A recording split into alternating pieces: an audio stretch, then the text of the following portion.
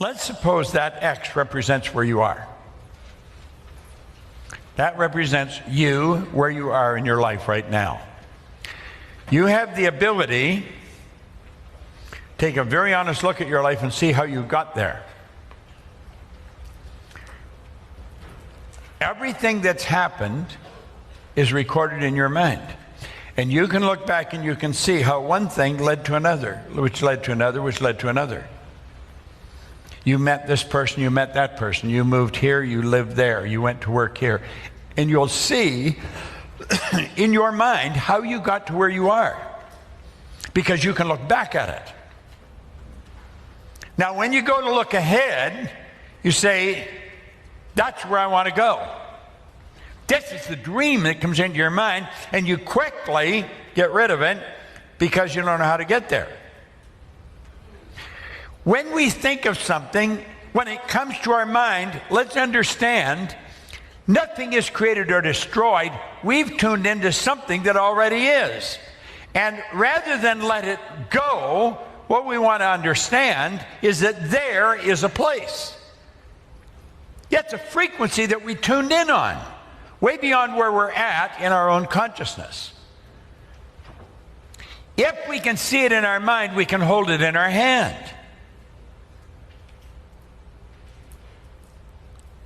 We don't want to just let it go. Let's realize if we can see it in our mind, we can hold it in our hand. There is where I want to go. There is a place. This is real. This isn't just some fancy idea. That's why von Braun told Kennedy, President Kennedy, it would take the will to do it.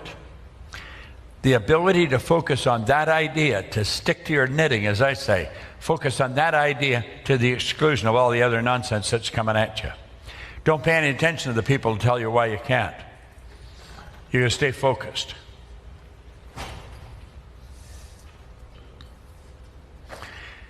The moment your belief matches with any state, you fuse with it. That's a state there. Now, you see, if you don't believe it, you let it go. However, the moment your belief matches with any state, you fuse with it. This union results in the activation and projection of plots, plans, conditions, and circumstances. All kinds of things start to happen in our life. When we fuse with that idea, do you remember when you made the decision to do the Doggy Academy? All the crazy things that started to happen for you when you made the decision. They didn't happen before that. Some of you, to get here, when you made a decision to get here, all kinds of things started to happen. And you're here. We got to start to understand this. The moment your belief matches with any state. Well, how do we start to believe it? Well, we've got to understand that when we see something, it's not just something, it's a place. There is a place. It's a frequency. When we get on that frequency, all kinds of things start to happen. This new state of conscious awareness becomes our home from which we view the world. Act like the person you want to become. William James called it the actor's technique. Act like you're already there.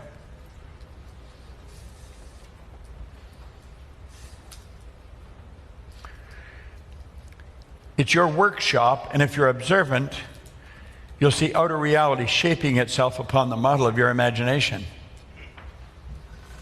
This is so powerful. You're a creative being.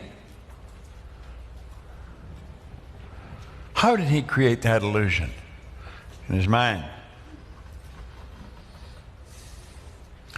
When you move on to a higher frequency, you're going to be communicating with a world that's totally foreign to and beyond the reach of your five senses.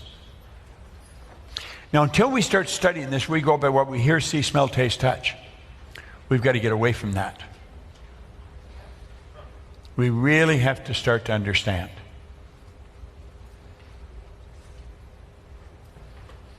When you move on to a higher frequency, that's when you start using your higher faculties. You don't go by what you hear, see, smell, taste, touch. You go by what you can see in your mind nobody else can see. Now there is a place. Steve Jobs made it very clear. He said, you cannot connect the dots looking forward. You can only connect them looking backwards. So you have to trust the dots will somehow connect in the future.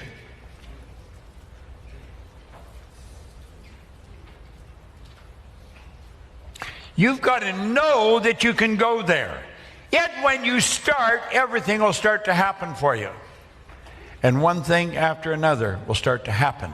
And pretty soon, you find yourself there. It's done.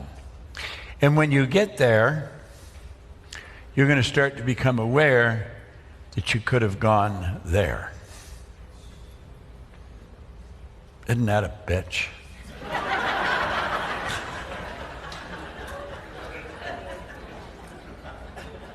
It's interesting, isn't it? When you get there, you'll realize you could have gone there.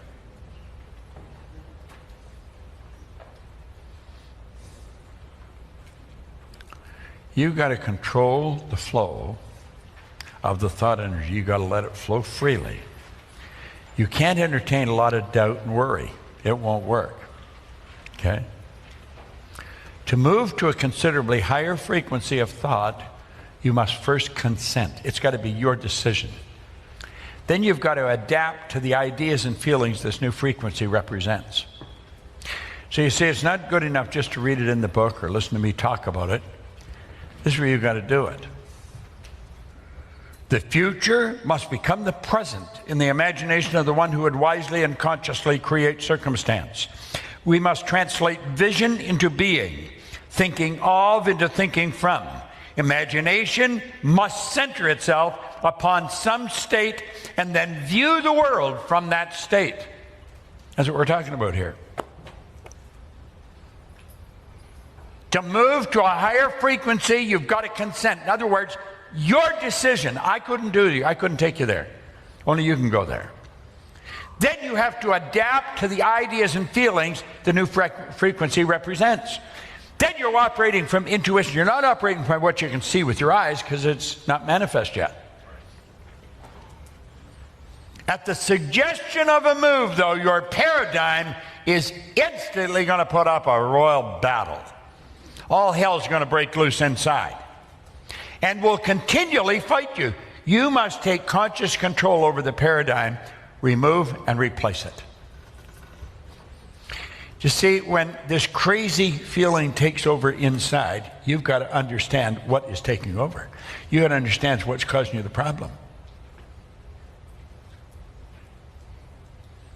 And you have to take control. You cannot let the paradigm control you. That's where that feeling inside, it starts to create doubt, starts to create fear, all kinds of nonsense. You've got to understand, it's like a person inside that's against you. That's really what it's like. It's like a person that's inside talking to you, and it's against you. It's a program. It's a paradigm. And it talks to your consciousness when you're alone, when you're laying in bed or getting up in the morning, or maybe when you're standing in the shower. And it's telling you why you can't do it. You don't have the money. You don't know how. You're never going to get somebody to believe in this. All those ideas are going to flow into your mind. That's what the paradigm does to you. You can ask yourself, what do you really want to do? When you go ahead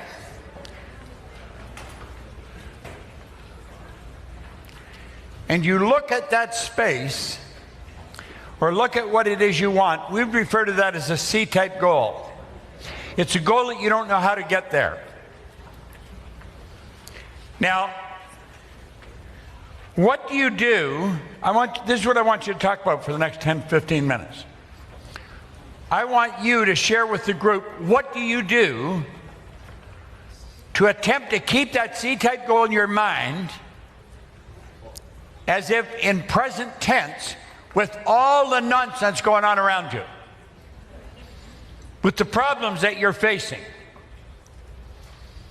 maybe the lack of money, Or the loved ones telling you you're crazy, you're wasting your time, get a job. What do you do? That's what I want you to talk about. I want you to talk about strategies that you can follow that will help you maintain the strength and the will to keep going towards that one thing. Now, I've been doing this for a long enough period of time to know that every one of us gets doubts. And start to question whether we can ever do this or not. Because you're going to run into real tough times.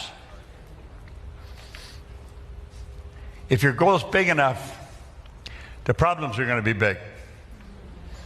And so you got to keep going.